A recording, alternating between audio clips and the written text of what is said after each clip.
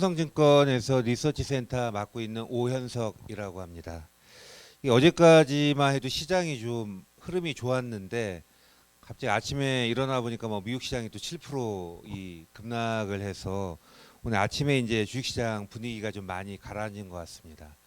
제가 저희 직원들하고 얘기하면서 이게 불과 한 석 달 만에 인덱스가 한 700포인트 정도 올라왔잖아요. 1450에서 2150까지 올라왔으니까 저희 주니어들한테 야, 나는 그동안 한 10년 동안 코스피 한 2000포인트에서 100포인트 올리기가 그렇게 힘이 들었는데 이 신입사원은 뭐 불과 석 달 만에 인덱스가 700포인트가 올라갔으니까 유동성의 힘이 세긴 센 것 같다라고 이렇게 농담 반 진담 반 얘기했는데 이 주가가 이제 V자로 많이 올라왔던 상황이었는데 이게 미국 시장이 리오픈하면서 다시 이제 코로나 바이러스 확진자가 좀 올라오니까 시장이 좀 단기에 좀 많이 움츠리는 그러한 흐름이 좀 나왔던 것 같습니다.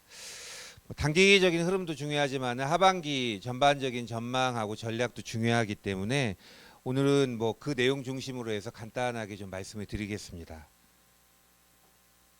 먼저 글로벌 매크로하고 주식시장 관련된 부분인데요. 지금 이제 요번에 이제 미국하고 유럽이 경제가 다시 재개가 이제 된 상황인데 미국하고 유럽의 이제 시장에 접근할 때 제일 중요한 건 중국이 먼저 선례가 있잖아요. 그래서 중국이 먼저 록다운 됐다가 다시 경제가 리오픈이 됐었기 때문에 지금 미국이나 유럽의 투자자들은 이 중국 경제가 잠수 탔다가 다시 이제 이 재개되는 과정에서 어떠한 특징이 있었는지 이 부분에 대해서 관심이 많은 것 같아요. 그래서 저희가 중국 경제가 리오픈된 이후에 어떠한 특징을 갖고 있었는지 저희가 체크를 해보니까 이러한 부분에서 유의적인 특징이 있었다라고 보고 있습니다. 예를 들면 이 전반적으로 이게 록다운 됐을 때 경제에 미치는 충격은 GDP를 기준으로 했을 때 한 30% 정도 가라앉는 모습이 있었다라는 부분이고요. 그 다음에 이제 재개가 되는 과정에서는 생산이나 소비 활동이 빠르게 올라오는 부분인데 주로 이제 생산 쪽은 그동안에 이제 재고를 다시 확보하는 과정에서 인벤토리 리스타킹이 좀 있었던 부분이고요. 소비는 이제 보복 소비라는 표현이 있는데 이연 수요가 일부 올라왔다라고 보시면 될 것 같습니다. 근데 이제 생산하고 소비가 같이 이제 재개가 되는 과정에서 봤더니 소비보다는 생산이 더 빨리 올라오는 모습이고 소비는 좀 후행하면서 올라오는 모습이었기 때문에 정상화되는 과정에서 생산하고 소비에 이 회복하는 국면에 차이가 있었다라는 부분이고요. 또 그 연장선에서 공급이 먼저 올라왔기 때문에 또 물가 측면에서 인플레이션 압력은 거의 나오지 않았다라는 이러한 부분에서의 좀 특징이 관찰이 된 것 같습니다. 다음에 이제 그러한 흐름 하에서 이번에 록다운하고 리오픈 이후에 이 국가별로 GDP의 저희가 월간 GDP의 추정 궤적을 보면 당연히 이제 중국 같은 경우에는 2월이 월간으로 보면 당연히 바닥의 흐름을 보였다라고 볼 수 있고요. 미국과 유럽 같은 경우에는 4월 정도가 월간 단위로 보면 바닥을 치고 이제 올라오는 그림으로 판단을 좀 하고 있습니다. 우리나라 같은 경우에는 이렇게 폐쇄가 되지 않았잖아요. 그래서 전반적인 이 경제 활동이 계속 이루어졌기 때문에 중국이나 미국이나 유럽 대비해서는 월간에 위축되는 정도 자체가 크지 않았다라고 볼 수 있고 물론 이제 크지 않았기 때문에 올라오는 강도 자체도 크지 않게 올라왔다라고 보시면 될 것 같습니다. 다음에 이제 연간으로 봤을 때 이번에 코로나 사태 이후에 GDP의 손실 규모를 저희가 추정을 해보았는데 보시면은 프랑스, 영국, 이탈리아처럼 또 미국처럼 이게 선진국 쪽에 충격이 훨씬 세게 들어왔어요. 왜 셌냐? 얘네들이 별로 준비 않고 방심했다가 한 번에 충격이 들어오니까 당연히 아시아 쪽의 국가보다는 선진국 쪽의 경제에서 충격은 세게 들어왔다라고 보시면 될 것 같습니다.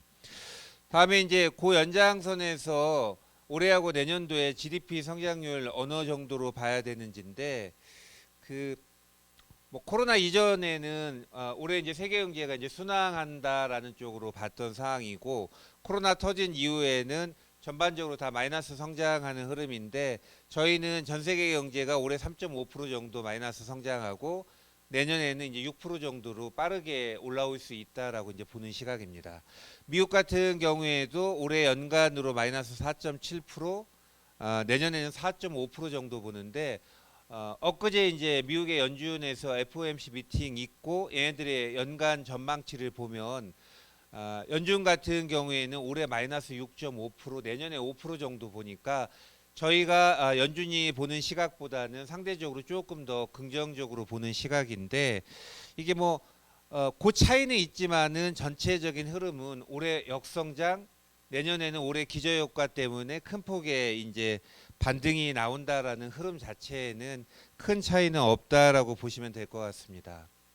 다음에 이제 또 하나 얘기 나오는 게 요번에 이제 코로나 충격 터진 다음에 글로벌 경제가 회복하는 과정이 V냐 U냐 또 L이냐 뭐 W냐 아니면 나이키로 가냐 뭐 여러 가지 얘기들이 나오는데 저희가 보기에 이게 약간 그냥 이게 숫자상에 이 초점을 어디에 두느냐에 따라 해석에 좀 차이가 있는 것 같습니다. 예를 들면 이게 미국의 경제 성장률을 보여주는 건데 전분기 대비하면 다 V자로 올라오는 거예요. 왜냐하면 2분기에 미국의 성장률이 마이너스 한 25% 정도 나온다라고 보는 거거든요. 왜냐하면 얘네들이 전분기 대비 연율로 보니까 1분기 대비해서 2분기에 미국 경제가 마이너스 6% 정도 성장하면 이게 연율로 하면은 곱하기 4 해버리니까 마이너스 24%가 나오는 거잖아요. 그러니까 당연히 2분기에 마이너스 24%, 25%뭐 일부에서는 마이너스 30% 나온다라고 보기 때문에 2분기 대비해서 3분기 성장을 보면은 뭐 어떠한 숫자가 나오더라도 다 V자로 올라오는 그림이 되고요. 반대로 이제 전년 대비해서 보면 완만하게 돌아가는 그림이니까 전년 대비해서 보면 U자로 올라온다라고 얘기할 수 있는 거죠. 그죠? 그래서 저희 생각에는 L자형만 안 나오면 기본적으로 하반기부터 성장의 숫자는 분명히 회복되는 쪽으로 나오는 건 확실한 것 같아요. 그죠? 근데 이제 여기에서 중요한 전제는 이게 코로나 바이러스의 세컨 웨이브가 있어서 미국이나 유럽이 다시 문 닫는다, 록다운이 된다라고 하면 그러면 이 전망이 틀리는 거죠. 근데 지금 미국이나 유럽의 분위기는 극단적으로 얘기하면 이래 주거나 저래 주거나 똑같기 때문에 한번 활동하겠다라는 쪽으로 다 방향은 잡혀 있는 거거든요. 그리고 이제 면역이 어느 정도 이제 올라오고 있는 것 같아요. 집단 면역이. 그래서 요번에 코로나가 세컨 웨이브가 있다 하더라도 지난번처럼 경제가 동시에 셧다운하고 문 닫는 일은 없기 때문에 그러한 흐름으로 본다면은 성장률의 저점은 2분기가 나오는 게 거의 확실시 된다라고 보시면 될 것 같습니다.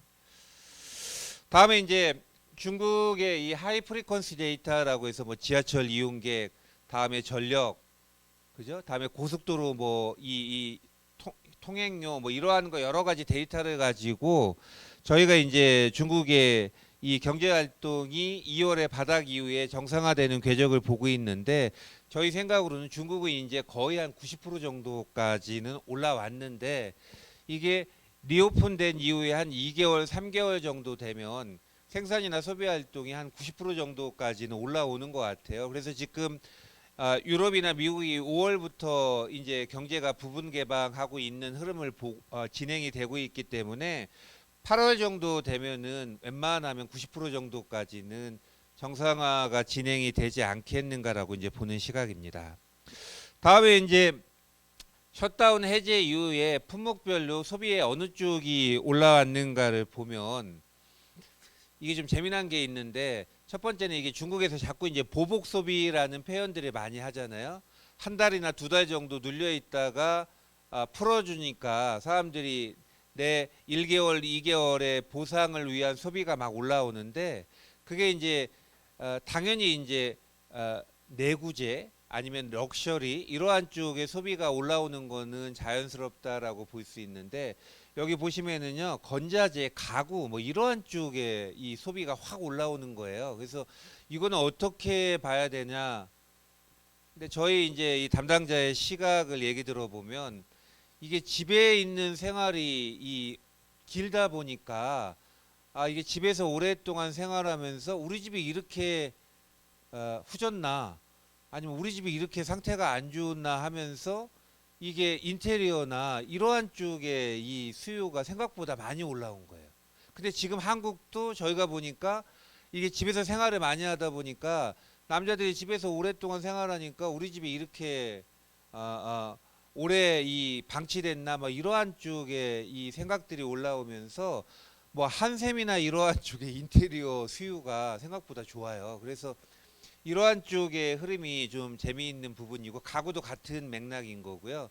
지금 가전 쪽도 이 그 빌트인으로 들어가는 식기세척기 뭐 이러한 것들이 이게 생각보다 장사가 잘 되거든요. 이게 저희가 보기에는 집에서 생활하는 시간이 이 올라가면서 소비하는 쪽의 패턴에 좀 변화가 나오고 있는데 이게 좀 재미나게 좀 봐야 되는 그러한 부분인 것 같습니다. 다음에 이제 우리나라 지역별 소상공인들의 매출액 추이 보시면은 경기도가 가장 빠르고 전국이고 서울인데 경기도가 가장 빠른 건 충분히 의미가 있는 거죠. 왜냐하면 경기도에서 우리 대한민국에서 가장 먼저 돈을 푸른 거잖아요. 그죠? 그 소비하라고 이렇게 상품권 주면서 이렇게 이 직접적으로 이 민간 유효 수요를 끌어올렸기 때문에 경기도가 가장 먼저 올라가는 부분이고 서울도 이제 요번에 재난지원금 받으면서 빨리 이제 올라오는 패턴인데 요게 이제 전국 경기도 전국 서울만 있는데 맨 밑에 지금 어디가 있냐면 대구가 올라오고 있어요. 그래서 대구가 이게 지난번에 그 신천지 사태 이후에 확실히 많이 눌려 있다가 올라오기 때문에 소상공인 매출액 추이를 보면 대구가 이제 바닥에서 턴하고 있다라고 보시면 될 것 같습니다. 다음에 이제 지금 문제가 되는 거는 일평균 수출액인데 지금 선진국들이 2분기에 다 가라앉았기 때문에 1분기에 2월까지의 수출은 작년하고 비교해서 차이가 없는데 3월 이후부터는 이게 수출이 뚝뚝뚝뚝 떨어지는 흐름이고 저희가 보기에는 이게 3분기 한 중반까지는 계속해서 역성장할 가능성이 높다라고 볼 수 있기 때문에 지금 이제 이 부분이 우리나라의 성장을 많이 둔화하거나 갉아먹고 있다라고 좀 보셔야 되는 부분이고요. 이 부분은 아마 3분기 중반 정도나 돼야지 예년 수준까지 올라올 좀 가능성이 있다라고 이제 보는 시각입니다. 다음에 이제 전 세계적으로 여러 가지 이제 부양 정책들이 나오고 있는데 통화 정책 보면 올해 말까지 주요국 중앙은행이 자산을 매입하는 이 규모가 이제 GDP 대비해서 몇 프로 정도 되느냐인데 사실 이게 어마무시하게 매입을 하고 있는 거죠. 그래서 지금 미국의 이 M2 증가율을 보시면은요, 금융위기 당시에 총통화가 증가하는 속도의 한 3배나 4배 정도로 지금 통화가 풀리고 있는 거예요. 그러니까 이게 금융위기 때는 미국의 중앙은행이나 아니면 정부가 이게 뭐냐 하면서 단계별로 대응하면서 공무원들의 대응이 좀 후행했다라고 보셔야 되거든요.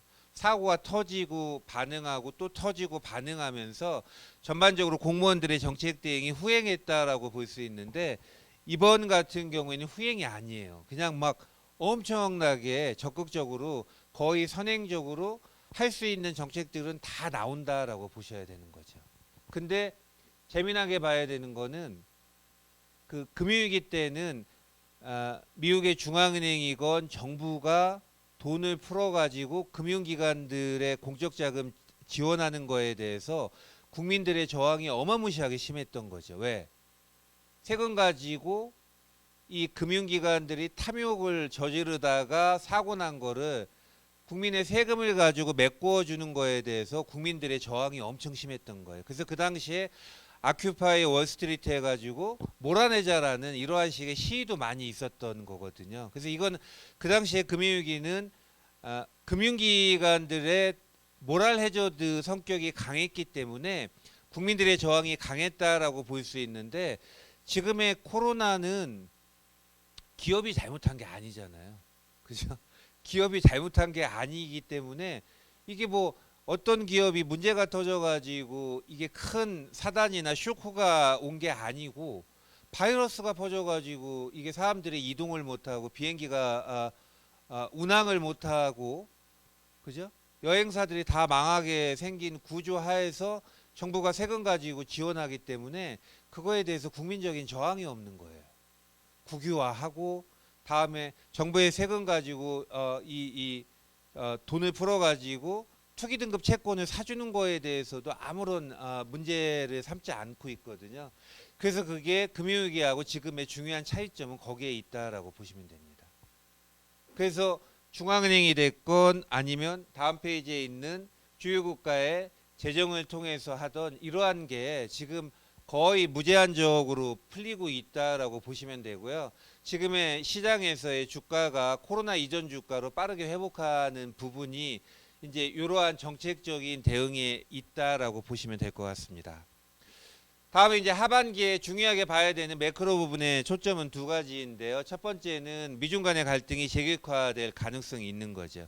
최근에 보시면은 중국이 홍콩에 보안법 들이대니까 미국은 예전에 1992년도에 이 법안이 만들어진 정책법을 폐기하겠다라고 해서 맞대응을 하고 있거든요.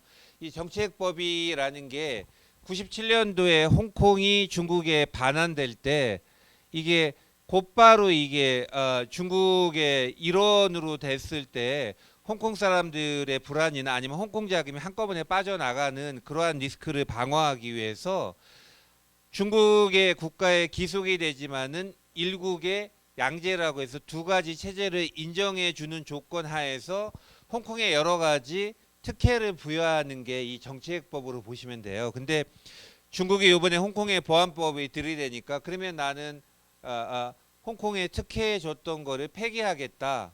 이제 이러한 식의 정책법 폐기의 이슈가 나오고 있다라고 볼 수 있고요.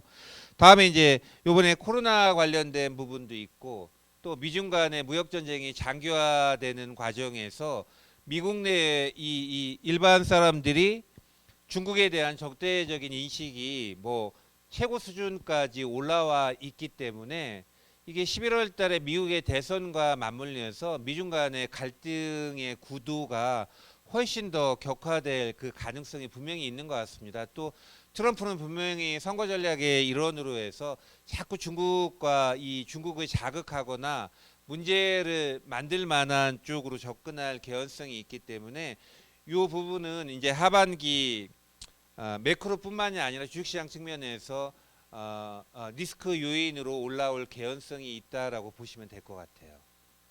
다음에 이제 반대로 이제 두 번째는 좀 긍정적인 부분인데 EU에서 이제 리커버리 펀드라고 해서 EU의 회생 기금안이 처음으로 이제 구체화되고 있는 부분은 중요한 또 변화로 판단을 좀 해보셔야 될 것 같습니다. 우리가 유럽을 얘기하면서 항상 이 힘들었던 부분이 그죠? 통화는 동맹인데 유로화라는 단일 통화를 쓰고 ECB라는 유로존을 전체를 총괄하는 중앙은행이 있는데 재정은 분리해서 쓰는 거잖아요. 이게 항상 이제 문제가 되었던 부분이죠. 동맹을 하면 통화하고 재정을 다 같이 동맹을 해야 되는데 통화는 단일 통화 쓰는데 재정은 각 국가가 별도 재정을 쓰다 보니까 이 국가별로 경제력의 차이 나는 부분에서 문제가 자꾸 불거졌는데 이번에 처음으로 독일하고 프랑스가 먼저 문제 제기하면서 이 리커버리 펀드를 만들어 가지고 그거 가지고선 못 사는 동네에 돈을 풀어주자라고 얘기한 거예요. 그래서 이게 처음으로 재정동맹의 첫 발을 내디딘다라는 측면에서 의미가 좀 있다라고 볼 수 있고요. 최근에 유럽 쪽의 주가가 미국 주가보다 좀 더 빨리 올라가는 흐름을 보였는데 거기에는 이 리커버리 펀드를 조성한다라는 부분이 유럽 시장의 주가에는 훨씬 더 의미 있는 호재로 영향을 미쳤다라고 보시면 될 것 같습니다. 그래서 지금 EU가 주도해서 채권을 발행해서 펀드를 이제 5천억 유로를 조달을 하는 거죠. 그럼 이거는 누가 보증하냐? 유로존에 있는 국가들이 이제 그 채권을 보증을 하는데 그게 메인이 독일하고 프랑스가 보증하는 채권으로 보시면 되는 거죠. 발행은 EU가 발행하는데 그 채권에 대한 보증은 독일하고 프랑스가 메인이 돼서 보증을 하기 때문에 의미가 있다라는 거고요. 다음에 이 5천억 유로는 그 돈을 조달해서 공짜로 주는 거예요. 그냥 공짜로. 어디에? 제 상태가 안 좋은 이탈리아, 스페인에다 돈을 무상으로 제공하기 때문에 의미가 있는 거죠. 근데 그동안에는 이게 국민적인 저항이 심했던 거죠. 예를 들면 독일의 국민들이 내가 낸 세금 가지고 왜 이탈리아나 그리스나 스페인을 도와주냐에 대해서 불만이 많았던 거예요. 쉽게 말씀드리면 그럴 일은 없지만 한국하고 중국하고 일본이 이렇게 통화동맹이 되고 나중에 재정까지 동맹이 되는 구도로 간다면은 우리가 낸 세금을 가지고 일본의 노인들의 복지를 위해서 쓴다면 우리나라 국민들이 가만히 있겠냐는 거죠. 그죠? 그래서 사실 그게 그동안에 계속 이게 안 돼 왔던 부분인데 요번에 독일이 전향적으로 생각을 바꾼 거죠. 그럼 독일 사람들이 갑자기 착해져서 생각을 바꿨냐? 절대 그건 아니고요. 이 그동안에 이 유로존의 단일 통화 체제 하에서 가장 수혜를 많이 본 게 독일인데 지금 이게 같은 이 구성원에 포함되어 있는 국가들의 상태가 점점 안 좋아지니까 이게 독일이 느끼기에는 야 얘네들이 너무 안 좋아지면 그 타격이 우리까지도 이제 영향 미칠 수 있다라는 우려감이 생겼기 때문에 이번에 처음으로 이 리커버리 펀드 만들어 가지고 무상으로 도와주자라는 쪽으로 간 거죠. 그래서 이게 만일 EU에서 최종 승인이 돼서 구체적으로 이게 펀딩이 되면은 유럽 쪽의 분위기는 지금보다는 많이 좋아진다라고 보셔도 될 것 같습니다. 예. 다음에 이제 주식시장 말씀을 드리겠습니다. 지금 이제 코스피가 1450까지 무너졌다가 2150까지 거의 2200까지 올라온 거죠. 그 올라올 때 시장의 참여자들이 많이 불편했어요. 왜 불편했냐면 PER로 보면 너무 비싼데 또 PBR로 보면 비싸지 않은 거죠. 그죠? 이익으로 해서 주가 보면 비싸서 오버슈팅 하는 것 같다라고 얘기하는데 자산의 북밸류 가지고 주가 보면 1배도 아니니까 비싼 거 아니다라고 얘기하는 거죠. 그럼 이게 밸류에이션은 여러 가지가 있는데 그러면 어떠한 밸류에이션을 가지고 내가 시장의 가치 평가를 해야 되느냐 이제 이게 골치 아픈 건데 저희가 보기에는 결국은 지금의 이 시장은 PBR이 낮은 게 이익의 전망치가 자꾸 악화되면서 낮은 거기 때문에 이 PBR이 싸다라는 거에 대해서 가치를 많이 두기가 어렵다라는 게 이제 제가 생각하는 시각이에요. 보시면은 PBR이라는 게 ROE하고 PER의 함수인데 PER은 이미 고퍼니까 요게 PBR에 들어가면은 당연히 PBR이 싸다라고 얘기하면 안 되는데 그죠? 근데 지금 문제가 되는 게 우리는 지금 ROE가 자꾸 떨어지는 게 문제가 되는 거죠. 그러면 ROE는 뭘로 구성되냐? 그건 자기 자본하고 이익인데 우리나라 자기 자본이 꾸준하게 올라간 것도 있지만은 단기적으로는 이익 전망이 많이 좌지우지되잖아요. 근데 이익 전망치가 자꾸 부러지다 보니까 ROE가 낮은 게 결과적으로 우리나라 PBR이 낮은 이유가 된다라는 거죠. 그죠? 그래서 제 생각에는 지금 PBR이 낮기 때문에 밸류에이션이 쌉니다라고 얘기하는 게 설득력이 사실 높지는 않은 거예요. 그리고 일반적으로 이 두 가지 지표를 해석할 때 사람마다 차이는 있지만은 저는 이제 그동안 시장에서 계속 이거 보면서 어떠한 생각을 하냐면 통상적으로 주가가 올라갈 때는 PER을 많이 봐요. 그리고 반대로 이게 시장이 부러지고 하방이 도대체 어디에서 이 하단이 지지되는 거냐라고 볼 때는 PBR을 많많이 본다라는 거죠. 경험적으로 제가 느끼기에는. 근데 지금처럼 이제 주가가 막 올라가서 2200이 됐다. 그러면 2300가, 2400가, 2500가 갈 때를 볼 때는 북밸류 가지고 시장을 안 보거든요. 돈 버는 거 가지고 봐야 되는데 아직까지는 돈 버는 게 제 역할을 못 하니까 당연히 지금의 이 시장 구도 하에서는 밸류에 대한 부담은 분명히 있다라고 보시는 게 맞는 것 같습니다. 근데 이제 그럼에도 불구하고 주가를 끌어올린 건 뭐냐? 돈의 힘인 거죠. 그죠? 돈의 힘. 근데 미국도 마찬가지라고. 최근에 이 미국에서 나오는 외신들 보면 미국도 동학개미들이 주식을 뭐 어마무시하게 많이 샀다라고 얘기하는데 우리나라 같은 경우도 이게 개인 자금의 이동이 지금의 시장을 떠받드는 힘인 거죠.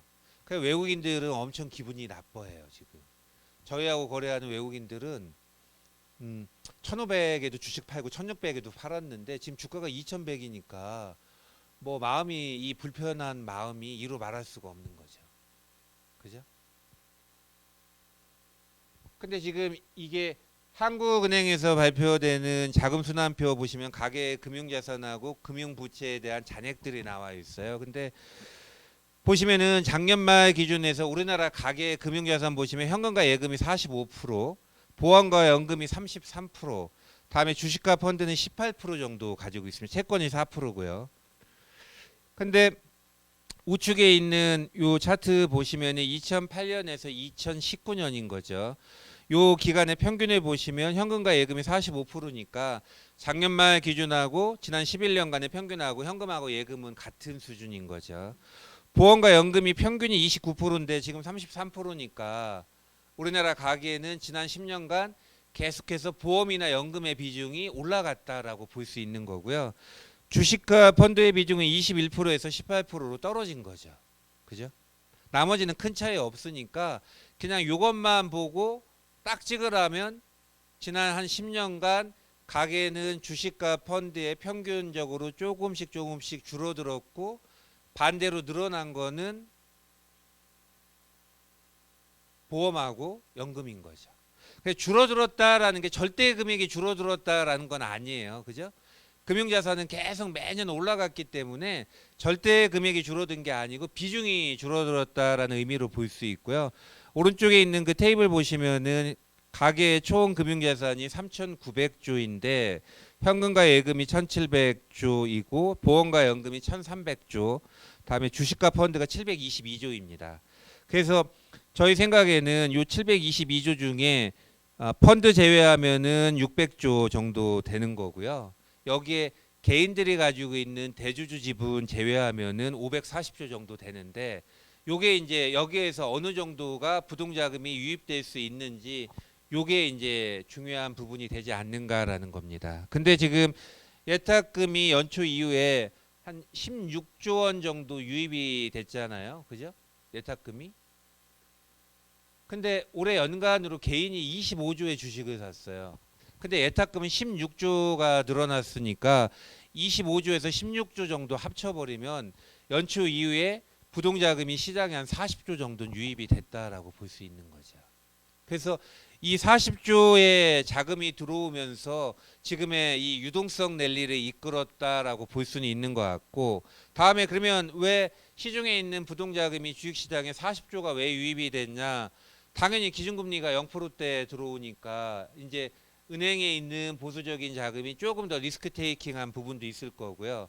또 주택 쪽에 규제들이 많으니까 부동산 시장에서 투자 매력이 떨어진다라고 해서 주식으로 들어온 자금도 있을 거고요. 또 심지어는 투기적인 자금인데 가상화폐 투자했던 자금들이 와가지고 여기에 레버리지나 인버스 같은 거 투자하는 자금도 분명히 있을 거예요. 다음에 아까 제가 우스갯소리로 10년간 주가가 2,000포인트에서 똑딱이었다가 갑자기 1,450까지 떨어지니까 10년 만에 좋은 투자 기회 생겼다라고 생각하는 분들도 들어왔을 거니까 이러한 여러 가지 요인들이 맞물려서 지금 계속 부동자금이 시장에 유입이 되고 머니무브가 진행이 되는데 이러한 자금들의 힘이 지금 주식시장의 이 주가의 반등을 끌어올린 메인 드라이버라고 생각을 하시면 될 것 같습니다. 다음에 이제 미국 시장 간단하게 말씀을 드리면 아까 제가 말씀드렸듯이 유동성이 미국도 밸류에이션에 압도하는데 지금 여기 M2 중가율 보시면은 금융위기 때 이 중앙은행이 돈 풀어서 총통화가 올라가는 속도 대비해서 거의 3배에서 4배 정도 지금 총통화가 올라가고 있는 거죠. 그죠? 그래서 이게 뭐 지금 미국도 거의 우리와 대동소이한 유동성의 힘이 시장을 끌어올렸다라고 보시면 되는 거고요. 다음에 지금까지의 미국 시장은 언택트 주가들이 많이 올라왔는데 이제 리오픈이 되니까 컨택트 관련된 쪽의 주식에서도 좀 기회가 있을 수 있는데 어제처럼 갑자기 코로나 바이러스의 세컨 웨이브에 대한 우려감이 있으면 또 컨택트 관련된 주가가 한 방에 움츠려질 수 있기 때문에 이게 지금 계속 왔다 갔다 반복이 되지 않겠는가라고 보는 시각이고요. 다만 이제 워낙 이제 주가 자체가 V자로 올라오다 보니까 향후에 이 펀더멘탈과 주가하고의 괴리가 좀 생기다 보니까 그 이격에 대한 조정이 지금 필요한 시점에서 어제 주가가 급락이 좀 나왔다라고 보시면 될 것 같습니다. 다음에 이제 중국 시장은 지수는 제자리인데 종목은 되게 차별적으로 움직여요. 그래서 이게 재미난 게 대한민국은 이게 주식형 펀드를 사면 펀드가 이 시장을 이기기가 진짜 어려운 거죠. 그죠? 여기 갔다 저기 갔다 종목들이 계속 움직이니까 바이오 갔다가 뭐 플랫폼 갔다가 게임 갔다가 그죠? 막 이렇게 이런 식으로 막 움직이다 보니까 갑자기 또 삼성전자 확 올라가고 하면 뭐 메이저들이 멘붕되고 막 이러다 보니까 우리나라의 이 액티브 펀드는 인덱스를 이기기가 쉽지 않은데 중국은 웬만한 중국의 액티브 펀드는 인덱스를 많이 이겨요. 왜 이기냐? 여기 맨 아래쪽에 있는 차트처럼 중국이 이게 완전히 되는 주식하고 안 되는 주식이 확연하게 구분이 되다 보니까 중국 내에 있는 모든 액티브 펀드는 되는 쪽만 거의 몰빵을 친 거예요. 근데 이제 인덱스는 되는 쪽하고 안 되는 쪽을 섞어 가지고 인덱스가 나오다 보니까 웬만한 액티브 펀드는 다 지금 음식료, 헬스케어, 뭐 하드웨어, 5G 관련된 밸류체인 이것만 지금 다 가지고 있기 때문에 얘네들은 계속 아웃퍼폼하는 흐름이어서 지금 중국 같은 경우는 우리가 인덱스로 보면 맨날 제자리 걸음이지만은 그 안에 섹터 내에서의 업종별 이 희비를 보면은 극단적인 차별화가 이루어지기 때문에 실제 투자하시는 분들의 성과는 나쁘지가 않아요. 근데 이제 투자하지 않고 한 발 이렇게 거리 두면서 인덱스만 보시는 분들은 저 시장이 재미없다라고 말씀을 하시는데 막상 투자하시는 분들은 성과가 나쁘지 않은 것 같습니다. 다음에 이제 종목은 저희가 이제 그 구도화에서 한국, 미국, 중국 이렇게 정리했는데 요거는 그냥 참고해 주시면 좋을 것 같습니다. 다음에 이제 저희가 이제 사실은 고민하는 게 이게 이제 이번에 코로나가 이 세상을 어떻게 바꿀 건지 이게 저희는 사실은 큰 고민이에요. 근데 공교롭게 이게 뭐 저는 매번 이 10년 사이클을 동의하지는 않지만은 엇비슷하게 세상이 10년 단위로 바뀌는 거죠. 그게 우연의 일치인지 아니면 정말 뭐 10년 단위로 바뀔 만한 이유가 있는 건지는 잘 모르겠는데 저희가 이제 2008년도에 금융위기 터지고 그 이후에 세상을 얘기할 때 그때 가장 많이 썼던 키워드가 뉴노멀이라는 표현을 많이 썼어요. 뉴노멀. 그죠? 그때 그 뉴노멀을 제가 제대로 알았으면은 투자해서 돈 많이 벌었을 것 같다라는 거죠. 그죠? 네. 그 미국이 그 이후에 제로금리하고 양적 완화하고 돈을 엄청나게 풀고 글로벌 경제가 저성장 기조에 들어갔는데 미국의 플랫폼 기업들이 세상의 이 스탠다드를 바꾸면서 주가가 10배, 20배씩 다 올라간 거잖아요. 그래서 팡이라는 기업들이 여전히 지금까지도 득세하고 있는 거죠. 근데 이제 공교롭게 이제 요번에는 그러한 펀더멘탈한 부분에서의 버블이 터진 건 아닌데 코로나라는 새로운 이게 생각지도 못한 이 이벤트가 터지면서 세상이 많이 바뀔 것 같아서 이제 이래저래 고민을 해보는데 그중에 이제 제가 생각하는 몇 가지 아이디어는 이런 부분입니다. 예를 들면 코로나 이전에는 전 세계 중앙은행의 시대였거든요. 그래서 중앙은행의 통화 정책을 가지고 경기를 끌어올리고 지금의 이제 글로벌 이 매크로를 만들었다라고 보시면 되는 거죠. 그죠? 근데 매번 그 궁금했던 게 저렇게 돈을 많이 푸는데 왜 물가가 왜 안 올라가냐 이게 계속 제 이 머릿속에 있는 퀘스천이었던 거죠. 아니 중앙은행이 돈을 찍어가지고 막 이 시중에 뿌리는데 그 많은 돈이 있는데 왜 물가가 왜 안 올라가지라는 게 제가 궁금해했던 부분이거든요. 근데 제 생각에는 결과적으로 이게 돈은 많이 뿌렸지만 그 돈이 실물로 잘 안 넘어간 거죠.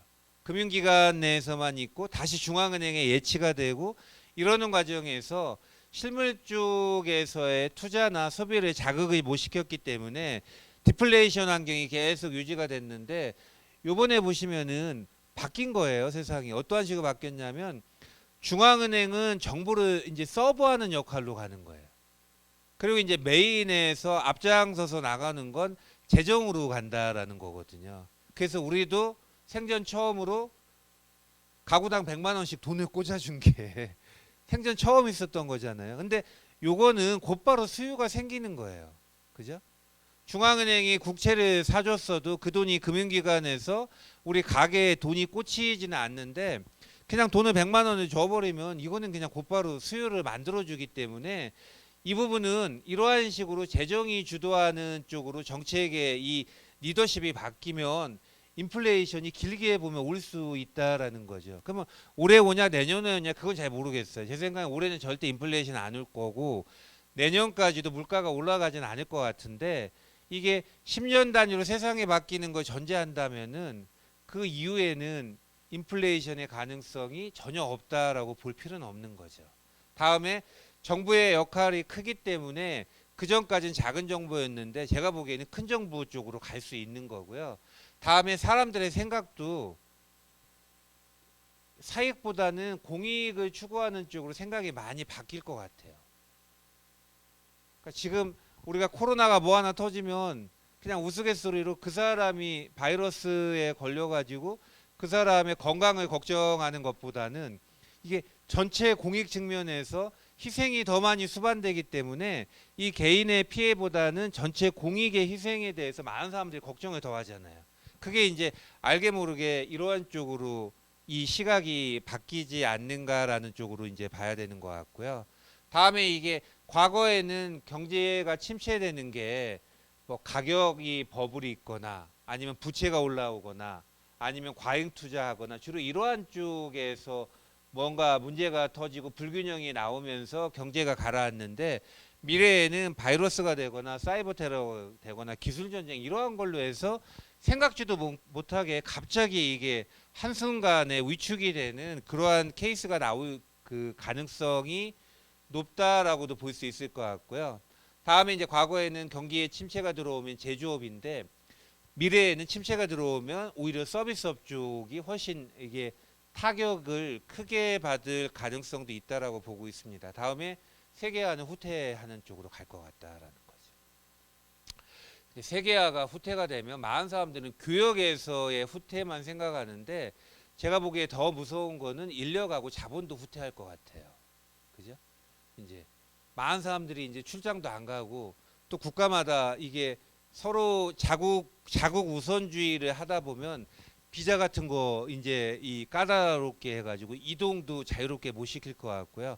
아니 트럼프가 그냥 우스갯소리로 멕시코 국경에 장벽 만들겠다라는 게 이게 사람 간의 이동을 막겠다라는 거잖아요. 그죠? 다음에 자본도 통제할 것 같다라는 거죠. 그게 이제 미래에는 이러한 쪽에 이 여러 가지 변화들이 이 흐름이 나오지 않겠는가라고 보는 거고요. 거기에 이제 다양한 투자 기회가 나올 것 같은데 예를 들면 뭐 세계화가 후퇴했을 때 어떠한 쪽에서 기회가 나올 거냐. 다음에 인구 구조는 고령인데 또 바뀌는 게 있죠. 고령 사회인데 옛날에는 노인들은 그냥 아프기만 해서 병원만 가야 된다라고 생각했는데 지금은 건강하고 돈 많고 행복한 노인들이 많아지는 세상으로 가는 거거든요. 그럼 거기에서 또 좋은 투자 기회가 있다라고 볼 수도 있는 거고, 그죠? 다음에 남성의 시대에서 여성의 시대로 다 이 젠더의 이 대결에서 또 패러다임이 바뀌는 게 있는 거죠. 거기에서 또 좋은 투자 기회가 생긴다라고 볼 수 있는 거죠. 다음에 이제 전 세계에 돈 많은 사람들이 지금 주식에 투자할 때는 다 ESG 쪽으로 투자하거든요. 그래서 지속 가능한 착한 기업이 앞으로는 중요한 투자 테마가 될 거라는 거죠. 옛날에는 돈 많이 버는 기업 쪽으로 이 투자자들의 돈이 많이 몰렸는데 지금은 돈은 조금 벌더라도 지속 가능한 착한 기업. 근데 그거에 대한 기준이 환경에 얼마나 착하냐 아니면은 사회적인 관계에서 얼마나 착하냐 다음에 지배구조는 주주만을 위하냐 이 회사의 이해관계자들에게도 서비스하는 기업이냐, 이제 요거에 따라 이 희비가 많이 엇갈릴 수 있다라는 거고요. 다음에 기술의 진보 측면에서는 인터넷 시대, 지금은 플랫폼 시대 기업들이 다 지금 휘어잡은 거죠, 그죠? 구글, 아마존, 넷플릭스 이러한 기업들이 다 지금 플랫폼 장악한 거잖아요. 한국도 네이버, 카카오 이러한 쪽인데 미래에는 이제 데이터를 얼마나 빨리 확보하고 얼마나 빨리 해석하고 얼마나 빨리 비즈니스에 적용하느냐 이제 이걸로 가기 때문에 여기에 또 헤게모니 싸움이 나오지 않겠는가라고 이제 보셔야 될 것 같습니다. 그래서 이러한 식으로 세상이 좀 바뀌지 않겠는가라는 건데 이건 앞으로 이제 바뀌는 걸 보면서 다시 한번 공부도 하고 또 좋은 투자 기회도 찾아봐야 되지 않겠는가라고 보고 있습니다. 예, 시간이 됐기 때문에 그 다음에 이 장표들은 그냥 참고해서 보시면 될 것 같고요. 제가 준비한 내용은 여기에서 마치도록 하겠습니다. 예, 감사합니다.